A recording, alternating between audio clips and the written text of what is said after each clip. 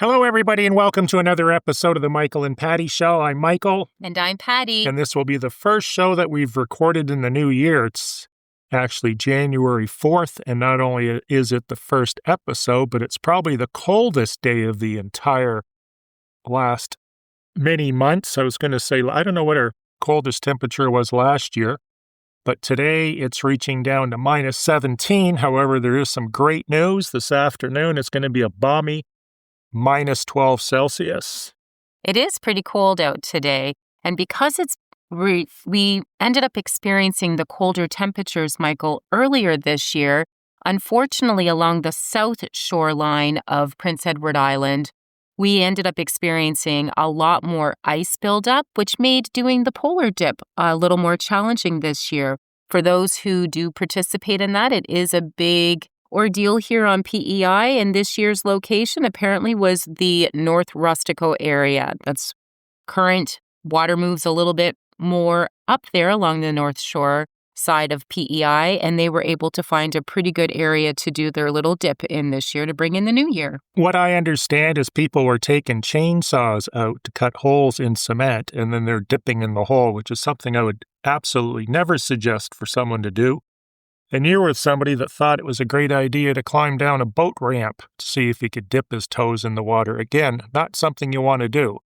Unfortunately, maybe next year it will be warmer and you'll be able to get your little swim in the new year. Getting into the topics here, first topic of the year is when a deal goes bad.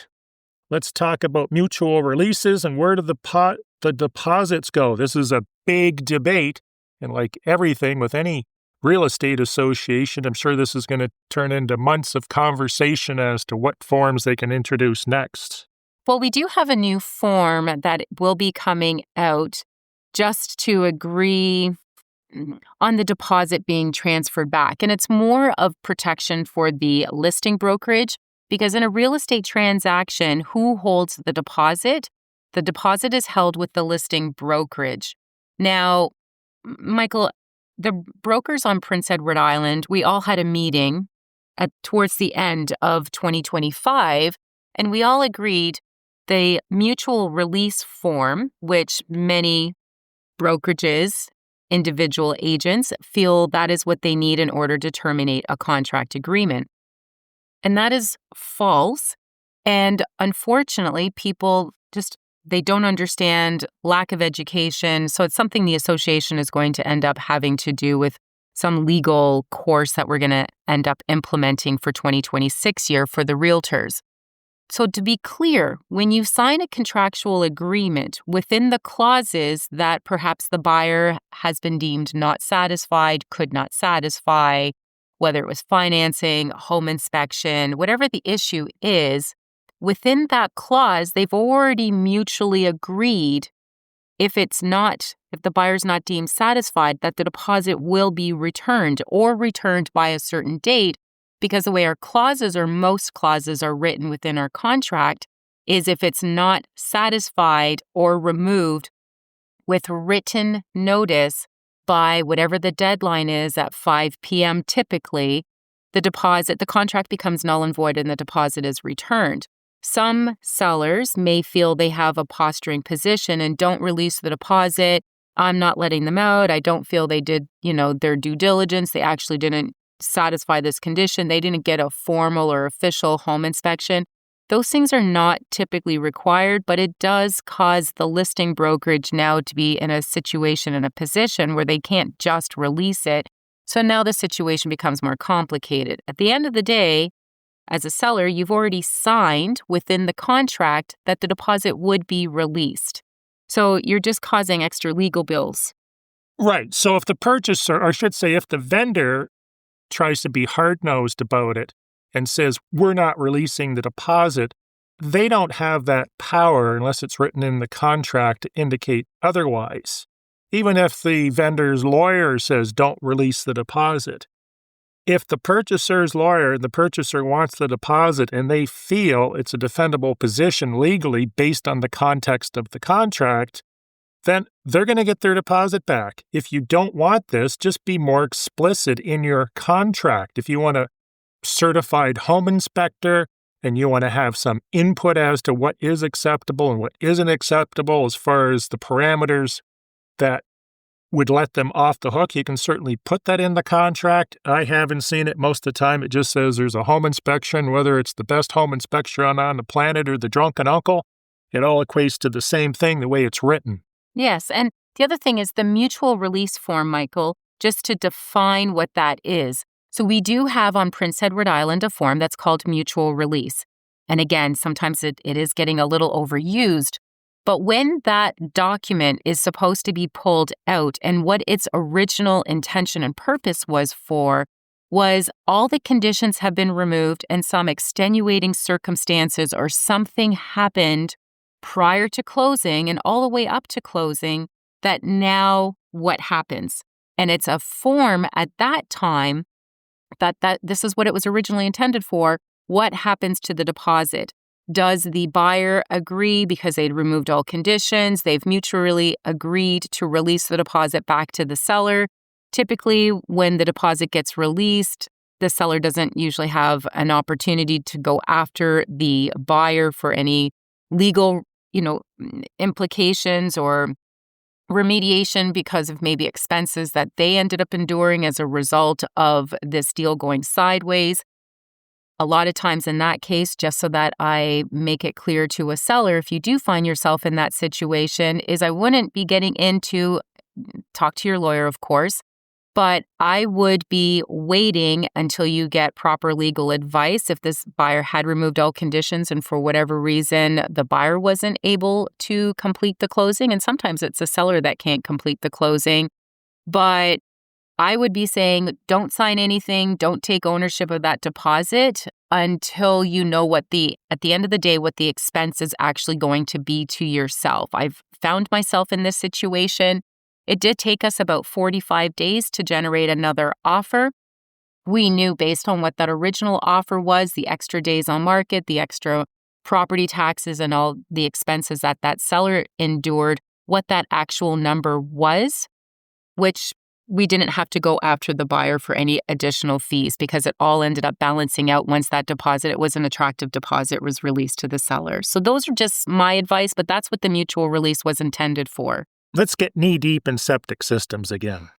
Okay, sounds good. Recently, I had a property that I looked at for a buyer client, and we found out through some of our research that the septic field was partially on the neighbor's property. However, this wasn't disclosed anywhere, including the property disclosure form, otherwise referred to as a PCDS or PDS. Yeah, but was the seller even aware that it was? The seller was aware, and my advice to sellers is disclose, because if at any point the purchaser finds out that you had knowledge that that septic system wasn't on your property, especially if it's in writing, you could be in for a lawsuit of some size. The bottom line is, if you're selling, be honest. If you have these pieces of information, share them with purchasers, put them on the property disclosure form so they can see it and they can sign off on it. Is there an easy way to find out anything about the septic system? Well, in the old days, you used to be able to call Access PEI, ask for the property department, give them the PID number, and they'd be more than helpful. What's your experience been lately with Access PEI? Well, the funny thing is, it was a realtor that was calling in, and Access PEI ended up saying to this individual, because they're looking to purchase the property for themselves, so they're a realtor representing themselves, and they just called in to see what information they could get on the septic, and Access PEI said, you know what? Our recommendation to you is to call a realtor and get them to assist you. Which, what can we do to find out about septics? What we would do is call Access PEI, and then they'll pass the buck back to the realtor. It's absolutely ridiculous. I think you're going to find that the lawyers are going to be going after the province because they do have this information in many cases, but what they're saying is talk to your agent. The agent's going to call Access PEI. What I've had, and I don't know about you, if I've had the old, well, you don't own the property, so we can't share the file, which is a bunch of crap. I don't know what the legal stance behind that is, but I'll certainly be looking into it when I'm looking at these files because as far as I'm concerned, that should be public information, and it's probably under the Public Information Act that information should be disclosed, and they just don't want to disclose it to save themselves some time and energy. Or maybe one of the managers said we're exposing ourselves to liability. Whatever the case may be, I feel that the information within the file should be provided without warranty. But it should be provided because when you put these septic systems in, assuming it's a more modern system in the last couple decades, usually they had to do perk tests. They had to draw out where it's located. They had to specify whatever the tank size was. I don't know what the specs are as far as that list, but I do know they can't just put the septic system in unbeknownst to the province. Yeah, and it should have a list of, at the very least, here's the registry list of septics that have been installed. They should keep a record of that application, that this is where the location is going to be. And at the very least, have a septic company's name that was doing the installation. So therefore, the buyer or the property owner would be able to reach out to the province. The province could only disclose that original drawing that was submitted to them. They don't have to, state beyond that because that's the only information that they would technically be privileged or have on record. And then you would be able to follow up with a call to the septic company, because the septic company, I feel, should be responsible to also have some good record keeping and say, yes, our name is attached to it. This is the drawing. This is what we did. I don't see it as a complicated system. It's not a complicated system, but septic systems are always a wild card. If you Google or you research through AI, if you can inspect a septic system, even using thermal imaging cameras and ground-penetrating radar and sending cameras down the pipes and all this sort of stuff, the bottom line is this system's buried in the earth. So it's very hard to inspect it. As I've said in the past, before we even had all these technologies, really the only way to inspect a septic system is to dig it up. Yep, absolutely. Right? But at the end of the day, if you're buying, for instance, we had an example last week, someone looking at a house around 275, curious about the septic system and really worried about it. I said, bottom line is, as long as the soil tests at Category 1, Category 2, it's not overly expensive to put a septic system in. So something you may wish to budget for. How do you know what soil types there are? You can do a perk test. Again, the government can probably tell you within 90% plus accuracy what it perked at. Of course, if they would share the original records, we would know what it perked at. But there's things you can do. But what you don't want to do is assume just because you have to replace the system is going to be hundreds of thousands of dollars, like it is in some provinces and states because they're drilling through bedrock and stone. Here, you dig a hole, you put your septic field in. But at the same time, you want to protect yourself. My main concern is hopefully it's not on the neighbor's property. So in this particular case, you would have to move it or get permission from the neighbor to deed a easement for that utility on their property or modify the deed or whatever you want to do. Anything you want to add to that before we move on? No, I think we covered that topic quite well. We beat the septic topic to death. We beat the crap out of it. We beat the crap out of that topic. Okay. Last week, I was looking at a property and it said it was about 2 acres or so. I looked at the ortho map. I refer to it as an ortho map, but more accurately, it's more of a satellite image with the property lines drawn on it. And when I looked at it, I thought, this doesn't look like 2 acres, just going by experience. So I shared it with Patty. She said it didn't look like 2 acres. When I measured it, it came out to about 1.25 acres.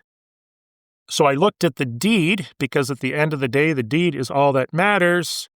And just for something to do, I drew it larger than the lot. They had a tree line around, and that came out to the 2 acres we were looking for. So what happened is the government computer had mapped it smaller than it actually is.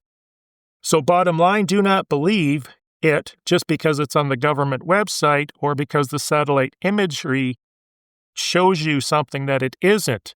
Unless there's a survey, preferably a plot plan, if there's structures, that is the only thing you should be going by, not someone's idea of where those property lines may be. And definitely definitely do not pay any attention to real estate agents drawing property lines on pictures because they've developed their latest Canva or Photoshop skills.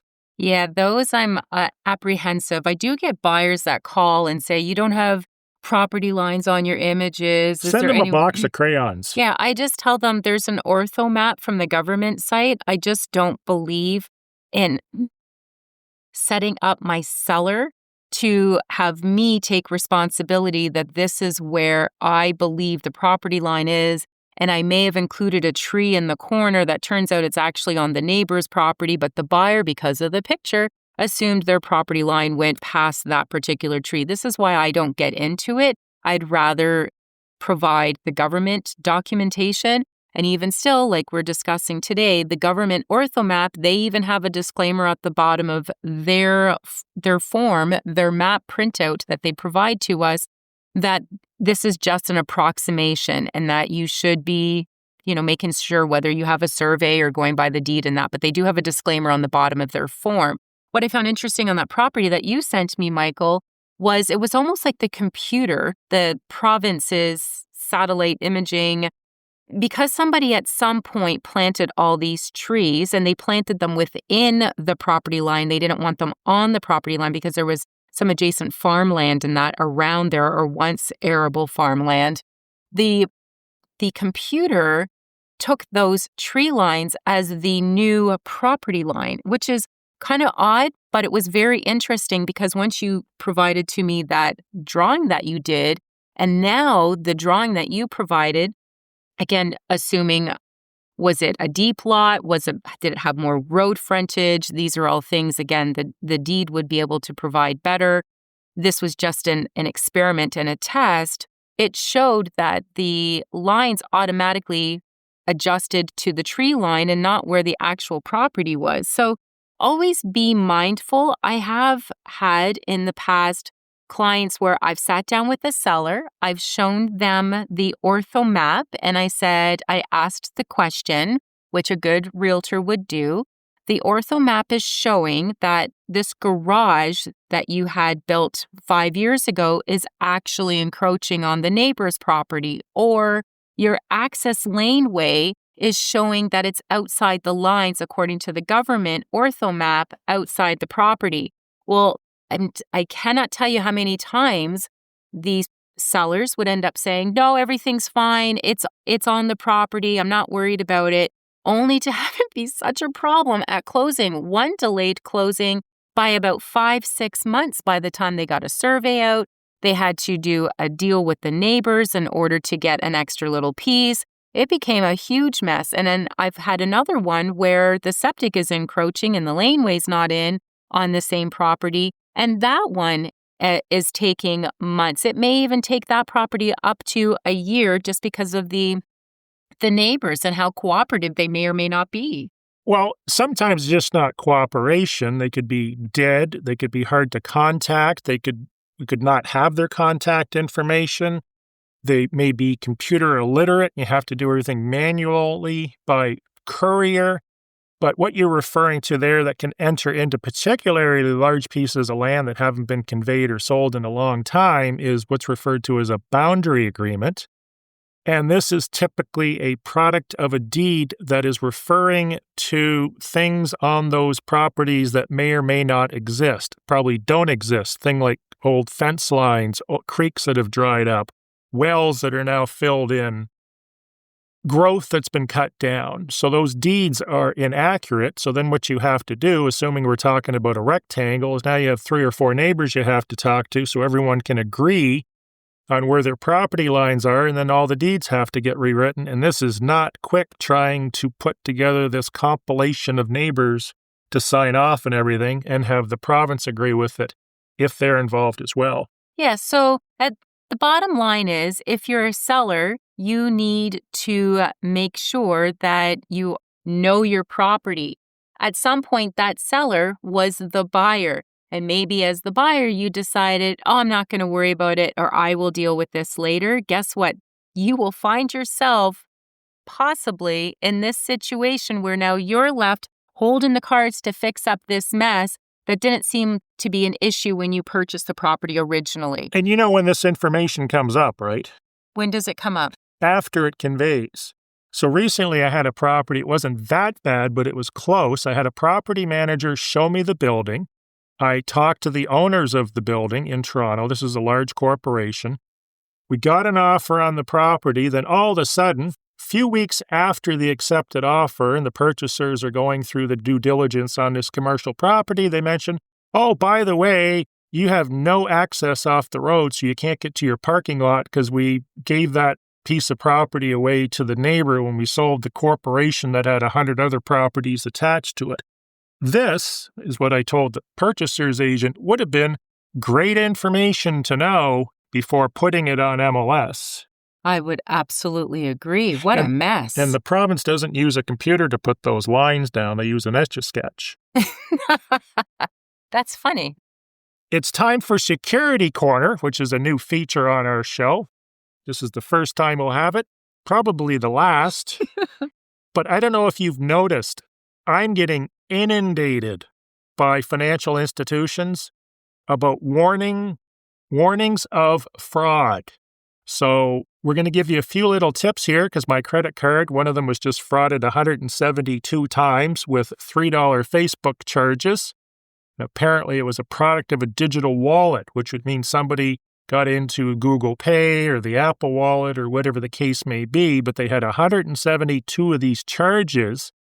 Luckily, I caught them within 2 to 3 days because I was doing a bank reconciliation and quickly shut this down, but it brings up a very valid point. Number one, we're not going to get into don't click on a bad link and all that sort of stuff. You can Google what you can do not to do silly stuff, which I didn't do, but protecting yourself. I urge you to check or download the apps for all your credit cards and your bank accounts, which is what I did because I had MasterCard, Visa, whatever. And every one of those apps, you can set them up so they'll tell you if there's any transactions. Mind you, they are set up as a default of $1,000. I changed that down to 1 penny because I want to know every single transaction that goes through my credit card. So be warned, there's a lot of fraud going on. One of the articles I read was people in other countries, which we will not name, texting people, telling them that they hadn't paid a toll on a road, and if they didn't pay this $7 charge, their car was going to be towed, which was absolute nonsense. And of course, a lot of people fell for this. They submitted payment for the $7, but at the same time relinquishing access to their credit card, which they then went out and bought all kinds of expensive stuff with. Yeah, no, Michael, you'd mentioned realtor.ca at the beginning and fraud, what's going on there, and Google Meet. So what that is if you're an agent listening to this. When did I mention that? Well, when you read the title off. You mentioned off where realtor.ca and on credit cards and that. So what's going on with realtor.ca is there are, I don't know if it's individuals or some. Yeah, that's a whole different scenario as well. So what they're doing is they're going on realtor.ca, they're inquiring on a property, they don't leave their phone number, and then they tell the agent, hey, let's do a Zoom meeting or a Google Meet. And that's when the Trojan horse jumps out and steals all your information, including potentially your credit card. So that's a kind of a different subject, but the same. And I didn't believe I read that in the title, but that was probably one of the things we needed to cover. So I thank you for that. Yes. So if someone's going to send you and you don't know who they are, is my point in this, a Google Meet, and you don't actually know if this person is a legitimate individual, whether it's from realtor.ca and you're a realtor listening to this, or if you're an average Joe on the street and someone sends you a message and says, hey, this is, and it might be a company that you do business with, I'd like to set up a Google Meet. Please know that unless you know that individual that's sending you this Google meeting, do not just click on it or accept the invite without some form of filtering this whole meeting and making sure it's legitimate, because there are so many cases going on out there right now that we have to protect ourselves with. And I thank you, Michael, with regards to the credit card set up for the automatic notification, because I did have it's set up somewhat. I think it was like over $100 or something my credit card was with BMO.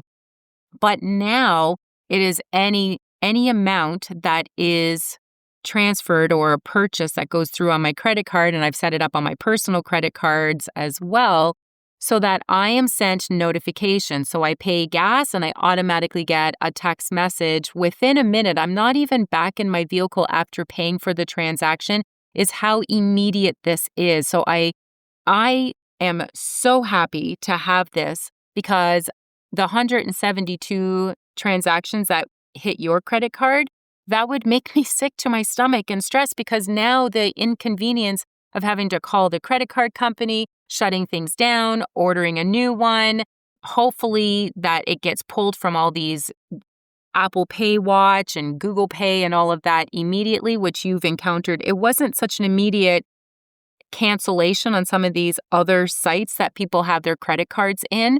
So just be very mindful. If you can set that up, it's not easy to do on the app. You need to go to the online platform. Once you get in for security, it is so simple to do. On top of this whole topic that we're talking about is your passwords. You should be updating your passwords at least every year. Don't make them your children's name or your property address. I use password. Is that good? No, and I've actually seen people say that they just password this.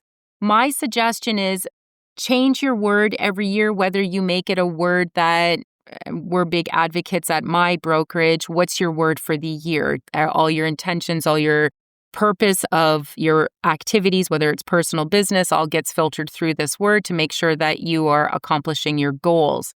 You can use any kind of word, but I would be updating and changing it every year, putting a year at the end so that you know, oh, this word was from 2020, or it was this word in this year. So there's a whole bunch of cool things. I had a trainer come in. He was a mortgage specialist. He gave us this little trick hack back in 2019, 2020. I absolutely loved it. So let's say you wanted to use the word love. You could always do either a capital L, a 0, lowercase v, changed the E to a 3, just to give you an example, and then put the year or whatever number you want on the other side of it. Those are things that people don't share, they don't teach you, but so invaluable, and it allows you to reset your password every year on accounts as you log in. Patty, yes, you can buy a house in Prince Edward Island that's livable for under $200,000 and under $260,000. That's within, I put 20 minutes, but I'm going to say within 12 to 15 minutes of downtown Charlottetown. And No as we way. know, the main thing is location, location, location. So this is far more valuable to be able to buy a house in that low price range than finding something like you mentioned the other day that was 2.5 hours from nowhere. So PEI is still affordable. Obviously, these aren't palaces, but maybe you can just go on about this for a couple of minutes and tell them that this is possible. Even though if you look at the commercial and the residential side of things are still pretty expensive. Not going to say overpriced because they're determined by the market, but they're pretty expensive even for a single-family dwelling. But it's good to see, in comparison to, say, Dartmouth, Halifax, that you can still buy entry-level homes here for a reasonable amount of money. And to answer your statement, yes way. So to purchase a property, I know in most locations across Canada, if you're looking for a residential property, the price tag is going to be, in most places, pretty steep, especially if you're getting near a bigger city center Even out area. in the middle of nowhere, like we were saying in another show, I was researching places in the Yukon and that were hundreds of miles from nowhere, and there's still $600,000 and $700,000, much to my surprise. Yeah, so on Prince Edward Island, what the trend has been, and I believe we've mentioned this on previous episodes, but the trend has been looking for properties that were possibly originally cottage properties and winterizing them, especially if they have decent road access to them, or if there's somebody else that lives down this laneway, so they do blow out the laneway. We have lots of farmers that look after snow removal here on Prince Edward Island. If anything, we have excellent infrastructure for snow removal. They know what they're doing here on the island. You can purchase properties on PEI that are under $250. They're probably going to need a little bit of work. They're not going to be palaces. You're not going to be probably getting into ICF foundations and marble countertops. But if you're What looking about an elevator? no, probably not an elevator either in this price point. But they're kind of little diamonds in the rough, in my opinion, because if you spend the time and if you're a first-time home buyer looking to get into the market and you just want to be able to afford and own your own land and have something that you can chip away, so each year you pick another project or two and you're able to make it something really special, when the day comes that you want to sell this property, you will have established, paid down some equity, made hopefully some great improvements. And if you want to know what improvements to make as you purchase this property, that would warrant or net you the biggest return. Whenever that day comes to end up selling it, just ask a realtor. They should be able to give you, these are the things that I feel would be priority. Yes, you can do those items. However, those are going to be done for you and possibly not making a big deal at the end of the day with regards to increasing the value of the property. So my point is with this is you can purchase properties under $250. They may be on wooden posts, but if you're purchasing it and you save up and you're able to, or you can get mortgage plus improvements and maybe make a few improvements, you can lift it up. You can put a foundation underneath it. There's programs for heat pumps and windows and a whole bunch of things that you can chip away on while you're in your, my opinion is in a great position because now you own your own home and you're paying off your own equity. You're paying off an account that is going to benefit you and not paying rent that is paying somebody else's mortgage off and creating equity for them. Absolutely. Moving along here, the latest thing on the island, I'm sure right across North America, is people installing EV chargers for electric cars and heat pumps. And some of those heat pumps are actually covered by government grants. But that government grant, specifically in Prince Edward Island, from recently what I've heard from an electrician, whether or not this is true or not, is they're also offering to upgrade the electrical panel, which is the point of this topic. If you are putting in an EV charger or you're putting heat pumps in your house, you may want to consult with an electrician first because your old flimsy 60, 70, 100 amp panel may not be able to afford to supply power to these devices. Now, in the case of the EV chargers, you can scale them back. So even though they can draw as much as 48 amps plus or minus, you can scale them back to 20 or 30. So something to keep in mind. And the other thing is replacing these panels can get expensive. And that's why some provincial and state governments have opted to supply subsidies to install them. So you don't have to pay for them. But it's a little more than just picking up a kit at Home Depot for $200. You have to replace potentially the meter and the mast and the wire that runs to the house and a lot more, sometimes even getting into replacing wiring within the house if it's a particularly old one. So it's something you want to talk to an electrician about, but just keep this in mind when you're looking at EVs, EV chargers, or heat pumps. Anything to add, Patty? No, I think it's a great idea, and it's all Canada's initiative to try to be more green, which I think is fantastic. I like, and I didn't know, Michael, about, and I guess it makes sense. Like I know the province has had programs. PEI efficiency was great when I installed the EV chargers at our brokerage. So we have two stations or two poles with 2 stations per each setup. So we have 4 charging ports at our office. And PEI efficiency was great in setting up a rebate program to help with the installation. Again, all in an attempt for PEI to go more green. But if they do that, I guess that would make sense to assist in whatever percentage that they're willing to give you back a rebate on as part of their initiative. It's a great idea.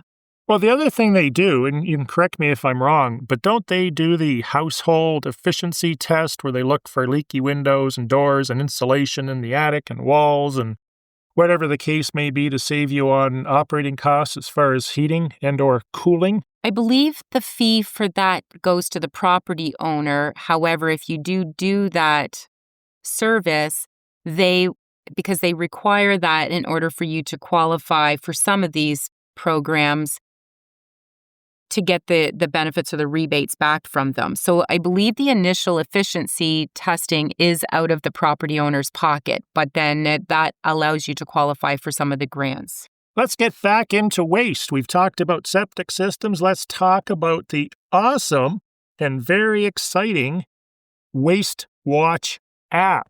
So the garbage collection on the island is referred to Waste Watch, which covers your black and green bins and recyclables and all that sort of stuff. They have an excellent website, great support lines, but they also have an app with a calendar that's super handy. So when you know, particularly this time of year, when to put the Christmas tree out to the road, or in the fall when you're taking the leaves out or raking, when to put them at the curb. It's a great app. Tell us some more, Patty. Well, the app will allow you, which I use all the time for my office building, to this week is green bin. So on Prince Edward Island, for those who are listening, Michael, and they may not be familiar with how our Waste Watch system works, we have a rotation. So 1 week is black bin, which is your waste, your plastic, and that plastics that are not recyclable plastics, of course. And then the following week on that whatever designated day, so let's just say Wednesdays, because that's my office waste day. So 1 week is green bin, the next week is black bin, the next week is green bin. So we go on a rotation of that. We have recycling that is collected once a month on whatever designated day it is for your particular address or property location. So that's how our waste works. One of the concerns that I had, because I had moved here from Ontario, this year will be 17 years ago that I moved here from Ontario. That's crazy. Is I was concerned. I was used to in Ontario, every week we could put our black bags out at the curb. Well, I thought, if I can only have waste pickup every other week, am I going to end up having to hold on to a lot of garbage? And I'm telling you, the system that they have here on Prince Edward Island is so efficient, and you shouldn't find yourself with overflowing waste bins. Sometimes I don't even fill the bins up, is how efficient and how everything is all broken down. So that, if you're a listener considering Prince Edward Island an option, that's how our waste is done. There is also a government site that you can go onto with your waste schedule.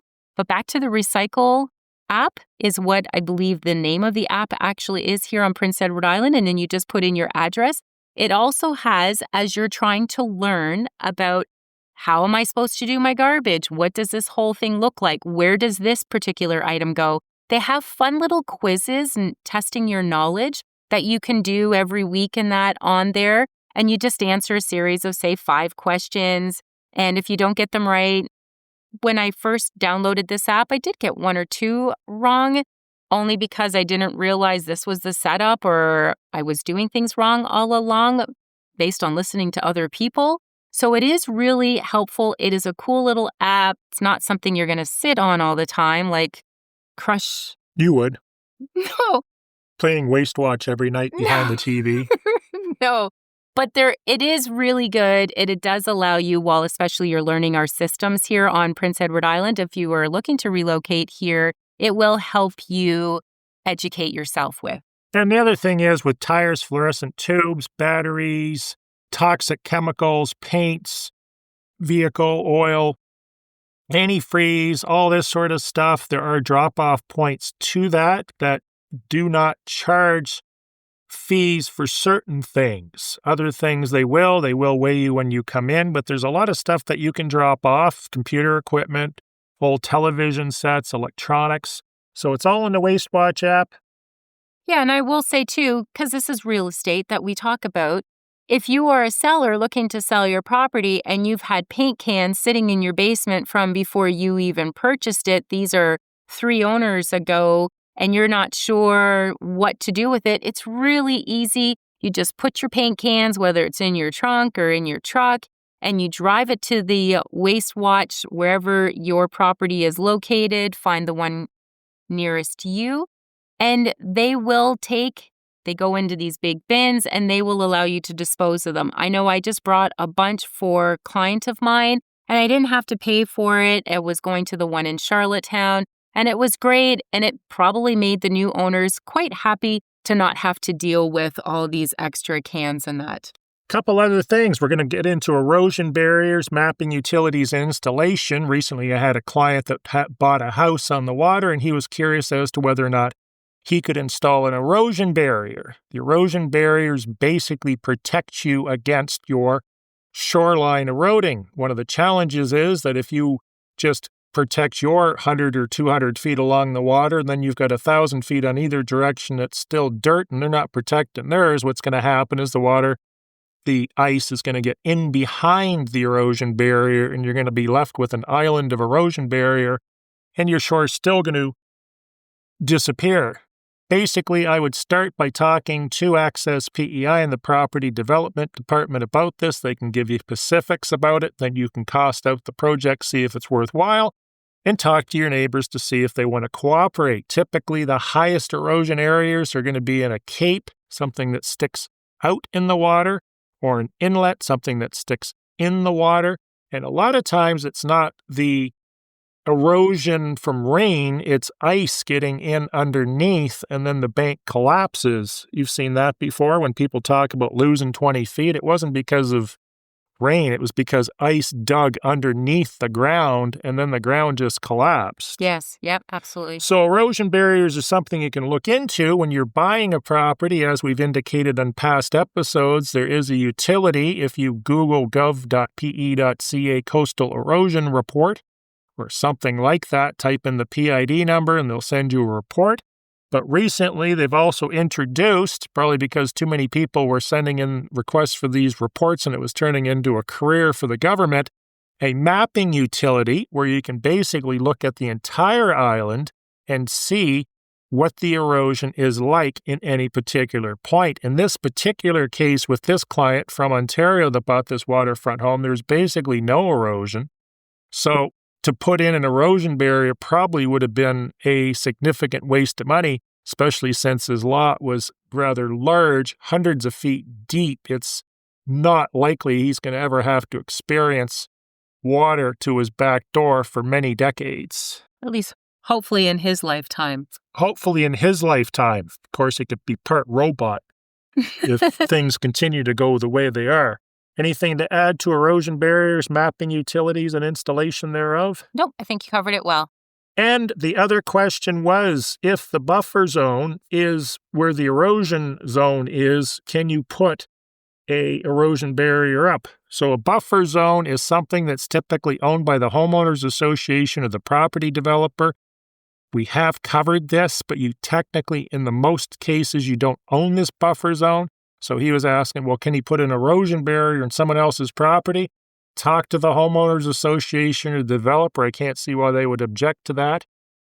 Right? Yes, and the buffer zones, because I've sold many properties over the years that had a buffer zone, and the buyers felt, especially when they're off-island buyers, because PEI typically has an understanding where the benefit is for them in having or acquiring a property with the buffer zone. It's your protection against erosion. So no one's going to be able to develop the property in between your property and the water. And it's something that the developer did in foresight to protect your investment. So as erosion happens, and it does happen, some areas higher levels of erosion than others, the developer has gone ahead and basically designated a piece of land to protect your investment. It is not a bad thing to purchase. It's not technically waterfront, but a waterfront property with a buffer zone. Now you can end up requesting, can I own the buffer zone area? And that's all a whole other issue and topic. But it's a good thing is my point here. No one's going to develop between you and the water. Technically, I can't see anyone wanting to put lawn chairs and sit out on the buffer zone right in front of your house to enjoy the water views. They probably have their own, and there may even be a designated green space area for the residents within that subdivision. So just be mindful of what the buffer zones reason to have in place was initially from the developer, and that's to protect your property and your investment for many, many decades, hopefully. So technically, someone could have put a picnic table on there and camp out in front of your property, but what you could do, and I've only seen it done once, is you could ask for an exclusive easement that would preclude that sort of behavior, or put something in the deed as long as it's in agreement with the homeowners association or the developer, but we won't get much further into that because it's a non-issue. Correct. And I think that's on to our next topic, is silly things on MLS cut sheets. Again, I was looking at these, and I don't know if it was just because the prices of these houses and the agents were too lazy, but these $200,000 houses, reading the cut sheet saying all measurements are approximate, should be verified by purchaser if deemed necessary. I think I have to put this under stupid, because we're looking at a house that's $200,000, that's a rectangle with 2 bedrooms, a bathroom, and a living room. This thing takes a total of maybe 10 minutes, if 10, maybe closer to 5, to measure. Why not just measure the friggin' thing? Why would you go? By the time it takes you to write out all measurements approximate should be verified by purchaser, you could have just measured the house, which you listed, but you evidently have never seen. Yeah, or they just copy the numbers from previous listings, which is a complete no-no if you're a listing agent. But this doesn't, and I found this interesting because I looked this up a few years ago. It's been a few years since I've spoken about this, Michael. But it doesn't indemnify you as the listing agent or you as a seller to say you're not responsible for room dimensions. That doesn't protect you in a court of law. It may look good on your listing as a peace of mind for the seller or as a listing agent. If these are important to you, you need to go do them, but it doesn't remove your legal responsibility in marketing and promoting the property and disclosing whether it's the size or features or some of the systems that the property has. This is all part and parcel of that. Right. And if you're going for financing and they ask for square footage and then the cut sheet says it's 890 square feet and it turns out to be 472, there's more liability there as well. Bottom line is, this should not be on cut sheets. Yeah, measure your place. Now, some do digital. So things, if you're a buyer and you are trying to decipher the numbers, there's different, some people use the old system, and whether they're pulling out a tape measure and it's a room is 10 feet, 5 inches by 12 feet, 1 inch, or some use the digital meters, the laser meters and that, and now you've got a digital calculation as to what it is. Sometimes there is a little bit of a variance, but it shouldn't be much. And if it is important to you, if you're a buyer's agent or a buyer that this is important, just measure it when you're viewing the property. You should view a property before you purchase it. Some cases people have to, out of necessity, not. But your buyer's agent should go ahead and assist you by measuring the property out for you. So therefore, you don't need to get into any issues there. Time for you to put your tape measure or laser pointer away and close her down. Sounds good. Thanks for listening to another episode of the Michael and Patty Show, otherwise known as MAPS, PEI's real estate podcast that helps guide and navigate you through the buying and selling and a little bit of Prince Edward Island. We appreciate each and every one of you for downloading and listening to our podcast, and Happy New Year. Thanks for listening. Be sure to check out the Facebook group, Moving to Prince Edward Island with the Michael and Patty podcast. Have a great day. And bye for now. We'll see you in episode 116. If you haven't listened to the previous 114 episodes, be sure to do that between now and then. Sounds good. Have a great day.